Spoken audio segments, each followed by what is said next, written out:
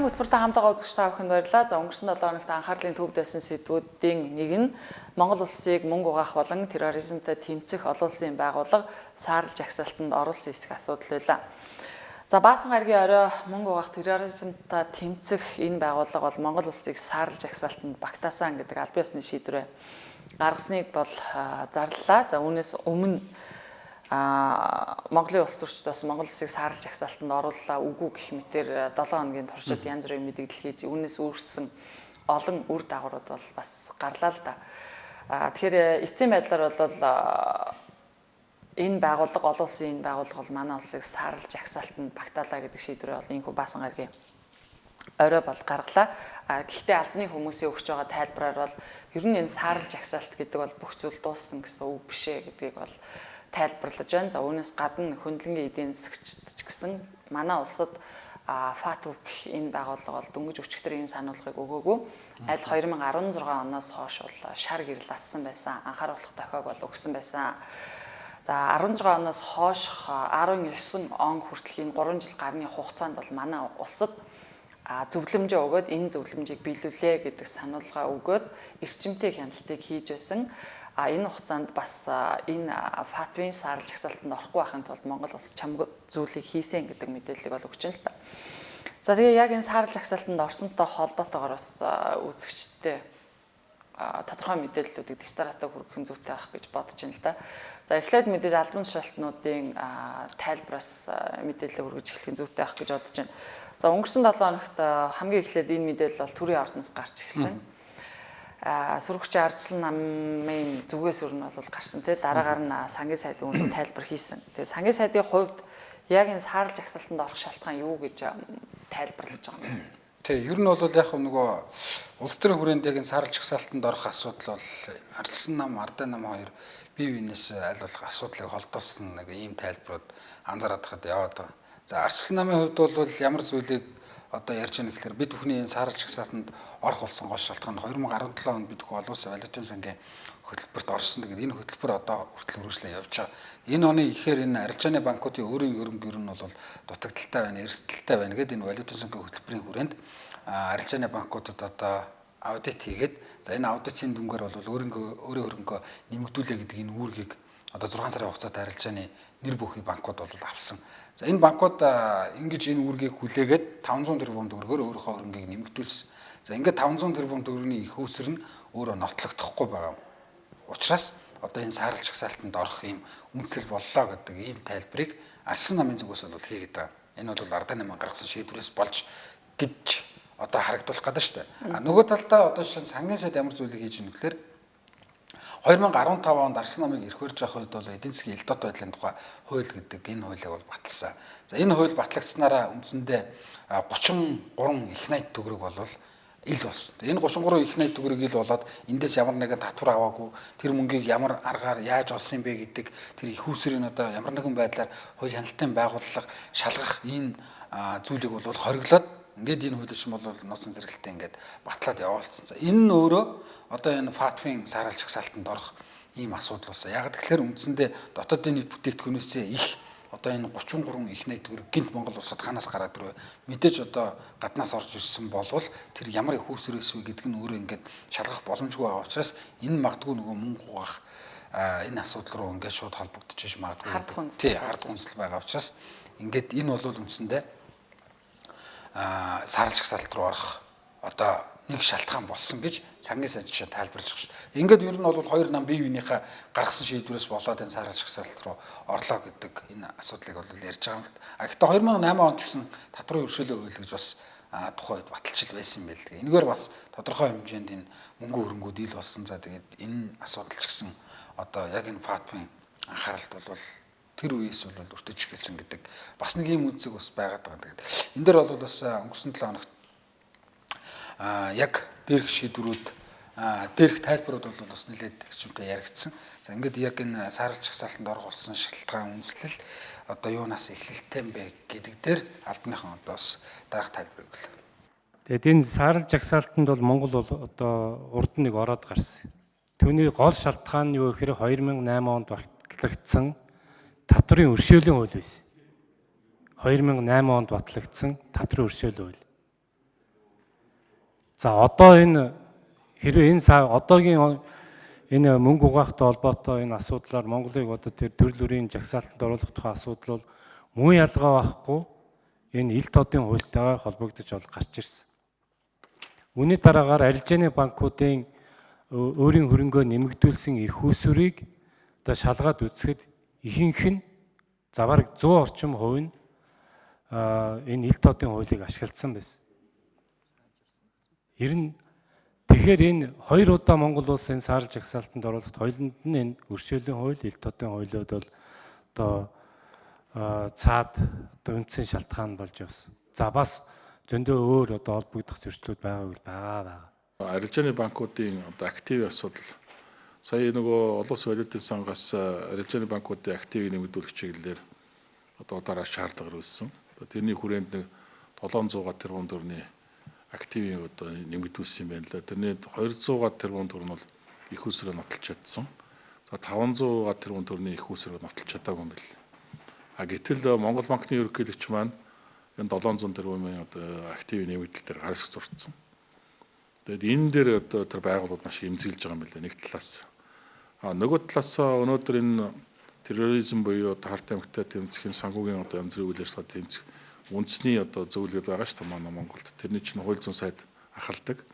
Гэтэл одоо хууль зүйн сайд нямдарч маань одоо яг энэ одоо олон улсын байгууллагын зүгээр тавьж байгаа удаа дараагийн сануулга энэ одоо шаардлагыг бол ерөөсөө хэрэгжүүлэх талаар бодит ажил хийж чадаагүй. Энэ өнөөдөр одоо энэ олон улсын санхүүгийн гэмтрэхтэд тэмцэх байгууллагын хэмжээнд ирэх төвшөнд хүртэл одоо ингээд хужирсан юм асуудлууд гарчлаа л да. За сангийн сайд болон сураг хүчин ардчилсан намын дарга улсын хурлын гишүүн Эрдэнэ зүгээс ер нь яагаад Монгол саарал жагсаалтанд орох болсон юм бэ гэдэгт өөр өөрсдийн тайлбарыг иймэрхүү байдлаар өгсөн л доо. За эндээс бол албан тушаалтнуудын бас мэдээллийн зөрүүтэй байдал харагдаж байгаа. Тэгэхээр яг энэ дээр бол бас нэлээд бодиттой хариултыг өгч чадах байгууллага нь бол Монгол банк. За Монгол банкны зүгээс өнгөрсөн 7 хоногт яг энэ яриа гарсантай холбоотойгоор бас аль биесны мэдээлэл хийсэн. За Монгол банкны дид ерөнхийлөгч Лхагва сүрэнгийн хувьд өгсөн мэдээллээр бол ер нь бол 4 янзын одоо зөвлөмжийг Монгол улс төдийлөн биелүүлж чадаагүй учраас энэ нь манай улсыг саарал жагсаалтанд орох эрсдлийг бий болгож байна гэдгийг дурдсан. За гэхдээ энэ дөрвөн одоо үзүүлэлтийг дурдж ярихаас өмнө энэ саарал жагсаалтанд Монгол улсад урд нь ер нь саарал жагсаалтанд Монгол улс орж исэн юм уу гэдэг талаар бас мэдээлэл өгье л да. За энэ FATF гэдэг байгууллага нь өөрөө мөнгө угаадаг, терроризмтай тэмцдэг ийм байгууллага. За энэ FATF-ийн манайх бүсийн гишүүн орноор 2006 онд анх элсэжсэн. За ер нь бол энгийнээр тайлбарлах юм бол манай улс сайн улс уу муу улс бол гэдэг л одоо тэр гол дүгнэлтийг энэ FATF гэдэг нэг байгууллага тухайлбал мөнгө угаах, терроризмтай тэмцэх гэдэг энэ одоо хоёр асуудлын хүрээнд багтах асуудлуудаар үзүүлэлтүүдээр дүгнээд өөрсдийнхээ дүгнэлтийг гаргасны дагуу манай улс одоо хэр найдвартай улс юм бэ гэдэг одоо тэр мэдээлэл болж бусад дэлхийн улс орнуудад очдог гэж л энгийнээр ойлгож болохоос ингэснээр манай улсад итгэх одоо бусад улс орнуудын итгэл эндээс шалтгаалнаач гэж бас нэг талаар хэлж болохоор тэгэхээр манай улсын хувьд бол 2013 онд бол анх удаа энэ саарал жагсаалтанд багтчихсан. Гэхдээ нэг жилийн дотор бас холбогд гарах хэмжээнүүдийг маш сайн авч энэ байгууллагын зөвлөмжийг биелүүлж чадсныхаа хүчинд ганцхан жилийн дотор саарал жагсаалтнаас гарч ирсэн. За ингээд үүний дараагаар бол 2016 онд дахиад манай улсад бол танай улс саарал жагсаалтанд орж магадгүй шүү гэдэг сануулгыг FATF байгууллагын зүгээс өгсөн байдаг. За ингээд 16 оноос хойш манайх ерөнхийдөө эрчимтэй хяналтын үе гэдэг хяналтын үе дээр явж байсан. Манай улсыг өөрөөр хэлбэл хянж байсан гэсэн үг. Ингээ 3 жилийн туршид манай улсад та бүхэн нийтдээ 40 зөвлөмжийг мөрдөж биелүүлэхийн төлөө ажиллаарай. За ингэсний дараагаар бид шийдвэрээ гарганаа гэдэг байр суурь бол FATF-ийн зүгээс илэрхийлсэн байсан. За ингээд өнгөрсөн 7 хоногийн баасан гарагт энэ FATF байгууллага эцсийн шийдвэрээ гаргаад манай улсыг дээрх 40 зөвлөмжөөс одоо хэдийг нь биелүүлсэн байна гэж дүгнсэн бэ гэдэг эцсийн дүгнэлтээрээ ийхүү манай улсыг саарал жагсаалтанд оруулаа гэдэг аль биесны шийдвэр бол гаргасан баг. За тэгээд өнгөрсөн 7 хоногийн байдлаар Монгол банкны өгч байсан мэдээлэлээр бол ер нь манай улсын хувьд хамгийн сүүлд 2017 оны 5 дугаар сард хамгийн сүүлд хийгдсэн үнэлгээгээр манай улс техникийн 40 үзүүлэлтээс дийлэн хийх нь буюу 35 орчмыг нь бол хангасан. За мөн хэрэгжилтийн 11 үзүүлэлт гэж байдаг. Энэний дийлэн хийх бас хангасан гэдэг ийм үзүүлэлттэй байсан. Тийм учраас манай улсыг FATF байгууллага бол саарал жагсаалтанд оруулах тийм бас үндэслэл байхгүй гэж бодож байна гэдэг энэ тайлбарыг бол хийжсэн л да. Тэгээ Монгол банкны зүгээс чухам яагаад Монгол улсыг саарал жагсаалтанд оруулж магадгүй эрсдэл байна вэ гэж үзэж байгаа дээр 4 үндэслэлийг хэлсэн. За энэ 4 үндэслэлийг бол бас үзэгчдэд товчхон танилцуулахад нэгдүгээрт нь санхүүгийн бус мэргэжлийн үйлчлэгээ үзүүлдэг байгууллага гэж байгаа. За энэ байгууллагуудынхаа үйл ажиллагааг эргэлдэж тэнд эргэлдэж байгаа мөнгийг Монгол улс өөрөө хянжих хэвээр ер нь яаж хэмнэх юм бэ? Энэ талаар мэдээлдэг юм үгүй юм уу гэдэг нь нэгдүгээр асуудал. За хоёрдугаарт нь бол мөнгө угаалтыг илрүүлж одоо хариуцлага тооцож байгаа байдал нь Монгол улсынх ямар байна вэ гэдгийг харж байна гэж манай улсад сүүлийн жилүүдэд маш том нэртэй 60 тэрбум гэх мэт ийм хэрэгүүд яригдсан. За гэтэл бид энийг одоо илрүүлж шалгаж хариуцлага тооцож чадчих үгүй юу гэдгийг харж байна гэдгийг тайлбарлаж байна. За гурав дахь нэг зөвлөмж нь бол хил гайлаар мэдүүлэхгүйгээр их хэмжээний мөнгийг манай улс руу нэвтрүүлж байна үгүй юу гэдэг дээр бас энэ байгууллага анхаарлаа хандуулж байна гэж байна. За дөрөвдүгээрт нь үе олноор хүнэх зэвсэгтэй холбоотой асуудлыг бол бас хүндж тавьж байгаа. Тэгээ энэ 4 асуудал дээр манай улс анхаарлаа хандуулахгүйгээс болоод бид өнөөдөр саарал жагсаалтанд орох эрсдэл үүсэн гэж бол Монгол банкны зүгээс тайлбарсан байна. Ингээд энэ дэлгэрэнгүй тайлбар үзэгчтэй үргэлж. Хууль маань би түрүүнд хэлжсэн 2006 онд энэ мөнгө авах терроризмтэй тэмцэх хууль батлагдчихсэн. Тэрнээс хойш бол одоо ингээд бас ингээд янз янзын хэрэгүүд гарч байгаа. Одоо та бүхэн олон нийтийн мэдээлэл хэрэгсэл зөндөө ярьдаг штеп. Мөнгө авахтай ч холбоотой ч юм уу, авилгал хэл ахвал татвараас цугтаасан ч юм уу. За ямар ч байсан мөнгө авах терроризмтэй мөнгө угаах гэдэг ч маань өөрөө хууль бусаар орсон орлогыг хууль ёсны болгож л энэ хийж байгаа процессыг мөнгө угаах гэж хэлээд. Тэгэхээр ямар нэг хууль процессор мөнгө хийсэн бол тэрийг илрүүлж байна уу? Тэгээ тэрийг ингээд илрүүлээд гаргаж ирж гэнэ үү? Тэгээ тэрийг хуулийнхаа дагуу одоо хариуцлага тооцож гэнэ гэдэг асуудал байна. Тэгэхээр энийхээ тайланг бол биднес өгж байгаа. Гэхдээ энэ одоо манай хэвлэл мэдээлэлээр явж байгаа энэ бүгдээс бас мэдээлэл авд юм уу? Ерөнхийдөө жижигэл хэрэгүүд байхаас том одоо та нарын яриад байгаа их том авилгын хэрэг мэрэг юм чинь ягаад энэ хуулийнхаа хүрээнд шийдэгдэхгүй байна л гэдэг асуудал нь бас гарч ирээд байгаа юм л да. Тэгэхээр бол энэ хуулийн хэрэгжилтэн дээр бол бас анхаарч ажиллах ёстой гэсэн асуудал нь гарч ирээд байгаа. Тий. За өөр нэг хэрэгжүүлэх асуудал нь хэрэгжилт 8 буюу одоо ингээд төлбөр тооцоо бол одоо банкар ч юм уу банк усаар дамжиж орж ирж байгаа. Тэгэхээр одоо ингээд хил гайлаар мэдүүлэлгүйгээр одоо их хэмжээний бэлэн мөнгийг зөөх асуудал бас байна уу? За Монгол банкны зүгээс ийм тайлбарыг өгсөн. Гэхдээ нэг зүйлийг энэ дээр онцолж хэлж байгаа нь Монгол улсыг саарал жагсаалтанд оруулах эрсдэл үүсээд байна шүү гэдгийг FATF байгууллага дөнгөж өчигдөр хэлээгүй. Энэ бол 2016 оноос хойш манай улсад өгсөн сануулга. Энэ хугацаанд саарал жагсаалтанд орохгүй байх зөвлөмжийг биелүүлэх бүхий л одоо боломж дарах хэмжээнүүдийг авсан гэдгийг бол Монгол банкны дэд ерөнхийлөгчийн зүгээс ийхүү тайлбарлсан. Нөгөө талаас нэг юм ойлголт төрөд байгаа хгүй. Саарал жагсаалтанд хэрвээ одоо Монгол улсыг оруулчих бол Монгол улсын одоо гаднаас орж ирэх хөрөнгө оруулалтанд саад учир нь ер нь бол дотоод эдийн засаг нэлээд хүндэрнэ гэдэг ийм айдас болгоомжлол бол үүсэж байгаа. Нэг хэсэг эдийн засагчд бол юу гэж хэлж байна вэ гэхээр аль 2016 оноос хойш манай улсыг саарал жагсаалтанд оруулах эрсдэлтэй байна гэд мэдээлснээс хойш л хөрөнгө оруулалт саарч ихсэн. Ер нь бол өнөөдрийн байдлаар манай улсад хөрөнгө оруулалт гэж айхтар сүрхий орж ирээд байгаа ийм зүйлч бол байхгүй. Тэгэхээр энэ тал дээр бол бас харьцангуй бид нар бол 3 жилийн туршид одоо тасан зохицоод иржээ гэдэг ийм зүйлийг бол яриад байгаа юм л да. Тэгэхээр албаны хүмүүс бас нэг өөр зүйлийг ярьж байгаа тийм. Ер нь энэ эрсдлийг хэрхэн тооцож байгаа үр дагавар нь ямар байна гэж мэдээлж байна. Яг үр дагавар бол мэдээж хэд байгаа. За түрүү хэлсэн одоо жишээ нь гадны хөрөнгө оруулагчид хөрөнгө оруулалтаа одоо хязгаарлах ийм нөхцөл байдал үүснэ. За бидэнтэй хамтран ажилладаг энэ олон улсын банк санхүүгийн байгууллагууд бол шууд үйл ажиллагаагаа зогсоодог. За дээрэс нь одоо юу гэдгийг манай арилжааны банкуудын одоо энэ олон улсын дансуудыг бол гүйлгээ зогсоож хаад өөрөлдөх юм бол нөгөө олон улсын виза картаар гадны улс орнуудад манай Монгол иргэд үйлчлэг авах боломжгүй болж байна л гэсэн удаанчлалтай байдал үүснэ гэж тайлбарлаад байгаа тийм. Гэхдээ бас зарим хэсрүүлчүүдийн мэдээлэлээр ер нь бол яг саяны энэ хэлсэн асуудал бол үндсэндээ манай энэ Монголд үйл ажиллагаа явуулж байгаа 10 гаруй банкнаас одоо хэдэн чимтэй ямар ч нэг 3 нэр бүхий банкнаас бусдынх нь үйл ажиллагаа бол энэ олон улсад бас тодорхой хэмжээнд хязгаарлаад эхэлсэн байсан юм л. Яг энэ 16 оноос хойш саарал жагсаалттай холбоотой асуудал яригдахад за одоо энэ үлдсэн байгаа 3 банкны асуудал бол хэрвээ ингээд саарал жагсаалтанд орчих юм бол бас одоо нэг мөр эцэлэгдээд ингээд ер нь бол зогсноо гэдэг бас ийм зүйлийг бол ярьж байгаа. Тийм учраас нэг энэ мэтчлэн одоо сөрөг үр дагаврууд бол гардаг. Гэхдээ энэс бол мэдээж одоо гарч болно бид бүхэн тэр зөвлөмжийг нь хэрэгжүүлээд зөвлөмжөд заасан тэр шаардлагуудыг биелүүлээ. За энэ бол нэгээс 2 жилийн хугацаатай ингээд ямар ч байсан энэ алтаануудаа бид бүхэн засах тэр хугацаа бол нэг иймэрхүү байдаг юм би. Яг энэ сөрөг үр дагавар ер нь яг бодитоор юу гарч болох юм бэ гэдэг дээр. Ер нь бол одоо шил Монгол улсын аж ахуй нэгж байгууллага тэр иргэдийн хүртэл одоо шил гадаад гүйлгээд бүгд гүйлгээнүүд хяналтанд орно, хаагдана. Одоо нэг картаар хийдэг гүйлгээнүүд шүү дээ. Бүх гүйлгээнүүд ч одоо тодорхой хязгаарлалтууд тавигдана. Монгол улсын гадаад нэр хүндийн хувьд бол маш муугар нөлөөлнө. Гадаадын хөрөнгө оруулалтууд бол эрс багасна, ер нь баг зогсох тийшээ явах ийм одоо аюултай.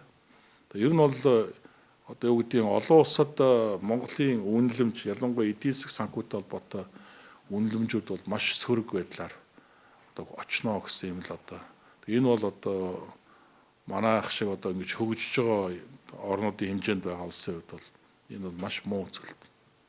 Яг уу ер нь саарал жагсаалтанд гарахтай холбоотойгоор зөвхөн бусад гадаадын одоо мөнгөн гуйвуулга шилжүүлэг арилжааны банкуудад тодорхой төрлийн одоо тийм санкц гарах ч юм уу иймэрхүү асуудлууд бол байдаг. Саарал жагсаалт орсон улсуудын ерөнхий түгээмэл хандлагууд бол юм байж дээ. За FATF олуулсан байгууллагын яг энэ саарал жагсаалтанд орох юм бол одоо гарах үр дагавруудын тухайд бас энэ санхүүгийн мэрэгчлэлтнүүд ийхүү тайлбарлаж байна л да.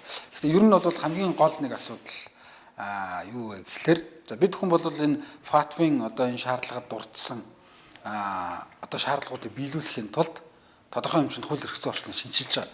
За ингээд хуулиа шинжилээд өөрчлөлт оруулаад бид хүн өнгөрчдөг юм байна л да. Энэ бол тийм биш. За гол нь тэр хууль эрх зүйн орчныг шинжилээд за энэ мөнгө угаалтаа яаж тэмцэж байгаа, энэ терроризмтай яаж тэмцэж байгаа, хуулийн ямар өөрчлөлт хийсэн. Энэ хууль нь хамгийн гол нь бодитоор яаж хэрэгжиж байгаа юм бэ гэдгийг илүү одоо харж дүгнж энэ FATF гэдэг байгууллага бол өөрийнхөө шийдвэрийг бол гаргадаг юм. Тэгээ бид хүн бол яг нь хууль баталчлаа гингүүд одоо хуулиа баталсан юм чинь ингээд орхитыг нэг ийм бас нэг сул тал биш үү бид чинь. Гэтэл олон улсын байгууллага бол ингээд яг тэр хуулийг хэрэгжүүлж үгүй л гэдэг энэ хяналтыг одоо маш сайн тавьж хардаг юм байна л да. Энэ дээр бид хүн алдсан учраас одоо магадгүй энэ саарал жагсаалт руу ингэж орох бас нэг шалтгаан болсон байхыг үсэхгүй л. За тэгвэл энэ саарал жагсаалтанд орсноор тийм манай улсад ямар эрсдэл үүсэх вэ, ямар үр дагавар гарчих вэ гэдэг тал дээр хөндлөнгийн эдийн засгчийн засагчаас бас мэдээлэл авсан байгаа. За хөндлөнгийн эдийн засгчдын ярьж байгаагаар бол бас яг Монгол банктай илүү ойролцоо байр суурийг илэрхийлж ийм тайлбарыг бол хийж илээ л. Ер нь бол энэ эрсдэл бол манай улсад аль хэдийн үүссэн, энэний үр дагаврагч бид аль хэдийн амсаад эхэлсэн. Одоо бол ер нь Монгол улсын эдийн засаг харьцангуй юм бол тасал болоод явж байгаа гэдэг мэдээллийг бол өгч байна лээ. За гэхдээ дотоодод бол мэдээж үүсэх эрсдэл байгаа. Энэ бол ам долларын хойш өсгөөс эхлээд ийм одоо сөрөг үр дагаврууд гарна гэдгийг бол хэлж байсан. Ингээд эдийн засагч отгочлог яриаг үзэгчтэй үргэлж. Тэр нэр хүнд мутал болно Монгол иргэд. Одоо ингээд зүгээр нэг мөнгө гуйвуулахтай жижиг бизнес хийх энэ төр тул асар хүндрэлтэй л болно гэж би харж байгаа. Ер нь нөгөө нэг нэр хугарахаар яс хугар гэдэг шиг. За хоёрт саарал жагсаалт гэдэг маань өөр ингээд буцаж гарахгүй бол хар жагсаалт руугаа. Яг аль биесээр хар жагсаалт гэж байдгүй юм шиг байна. Гэхдээ нөхцлүүд нь ингээд чангаруулчих юм бол ер нь хар жагсаалтнаас ялгаагүй болчт юм байна гэж би ойлгосон. Пакистан, Хойд Солонгос, Иран эдрийг харж яхад бол маш хүнд байдал үүсдэг юм л. Үнэхээр тэр одоо өтгөрүүлсэн саарал жагсаалт одоо extended гэдэг жоохон сонир томьёо байгаа юм л да. Өтгөрүүлсэн саарал жагсаалт гэдэг юм эсвэл яг хар жагсаалт руугаа орох юм бол ер нь олон улсын донор байгууллагууд, олон улсын нэр хүндтэй банкуд бол харилцаагаа шууд тасалдсан юм бэл. Санхүү хөрөнгө оруулалтын хориг гарах хэмжээнд орсноос ялгаагүй болно. Тэгэхээр нөө долларын ханш маань өснө. Байдал бол нэлээд хүнд болно. 5 толгойдор бид нар IPO хийн гадаадаас хөрөнгө оруулалт босгоно л гэдэг байгаа. Гэтэл яг ёс зүйтэй эдгэгтэй жинхэнэ хөрөнгө оруулагч нар бол 2-3 дахин бодохоор болчихж байгаа. За энэ саарал жагсаалтанд орцсон улстай бид нэр ажиллах уу? бид нар хөрөнгө орууллаа. Ямар нэгэн байдлаар доллар авч өглөө.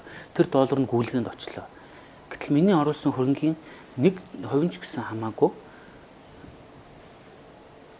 одоо мөнгө угаах гэмт хэргийн нэг одоо дэмжсэн юм болоо явчих уу. Цөмийн засаг санхүүжүүлж байгаа хөтөлбөрлөө явчих уу. Харт тамхи хүний наймыг одоо угааж байгаа тэр бохир системд ороод одоо тэрийг ингээд санхүүжүүлээд явчих уу гэдээ бодоод эхлэн шүү дээ.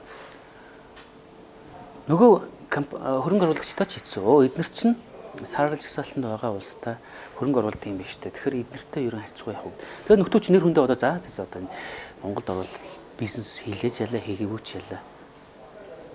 Ингээл татгалзах байхгүй. Иймэрхүү байдаас жирийн иргэдэд бол яг бидний хувьд ханшин дээр л нэлээд эрсдэл үүсэх болов уу гэж бодож байна. Тэгээ ханш өсөхөр чинь тэгэл ойлгомжтой шүү дээ. Бензин мах гэл бүүдэл өсөд явна. Хоёрт бидний нөгөө хөгжих дэвших хурдмалуудаа ширнэ шүү дээ. Тий. Монгол хүн одоо сайхан амьдрахын тулд нэг судалгаа байгаа шүү дээ. Нэг хүнд оногдох дотоодын нийт бүтээгдэхүүн дор хаяж $17,500 хүрэх юм бол одоо бид нар чинь сонгуулаа зөв хийж суурна, гадагшаад төгсөө өссөн үедээ явчихна, чанартай боловсрол эзэмшин, чанартай сургууль эзэмшин гэдэг байхгүй. Гэтэл манайх чинь нэг хэсэг 4,700 хүрсэн байснаа одоо ингэж уруудаад байгаа байхгүй. Манай нөө ханш сулраад байгаа учраас эдийн засгт хилээд байгаа юм шиг боловч яг доллараар харах юм бол манай бүтээмж буураад ингээд их аюултай үзэгдэл явж байгаа.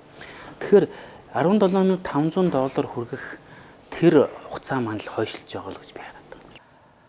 За Монгол улс саарал жагсаалтанд орсонтой холбоотойгоор ямар нөхцөл байдал үүсэх вэ? Ер нь одоо нөхцөл байдал ямар байгаа юм бэ гэдэг талаар тал талын байр суурийг үзэгч та бүхэнд бид хүргэлээ. За өнгөрсөн 7 хоногийн байдлаар энэ саарал жагсаалттай холбоотой мэдээлэл идэвхжиж эхэлсэнтэй холбоотойгоор бидэнд одоо хамгийн ойр ажиглагдсан нэг зүйл бол ам долларын ханш байна.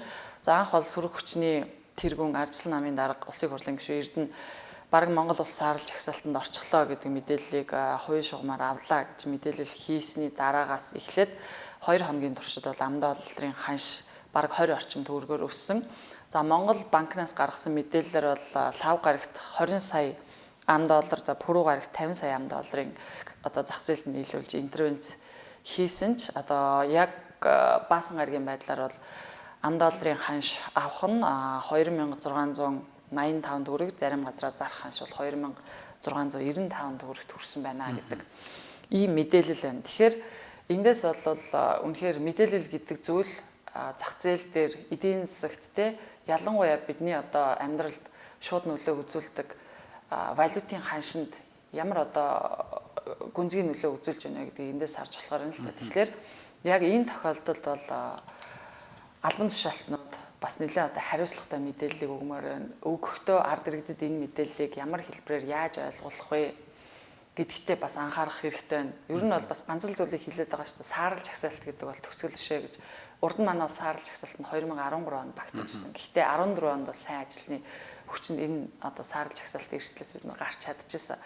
Өнөөдрийн нөхцөл байдал ямар вэ гэхээр бид нар аль 16 онд бараг саарал жагсаалтанд орсон байсан. Аль биесны шийдвэрлэл гараагүй байсан.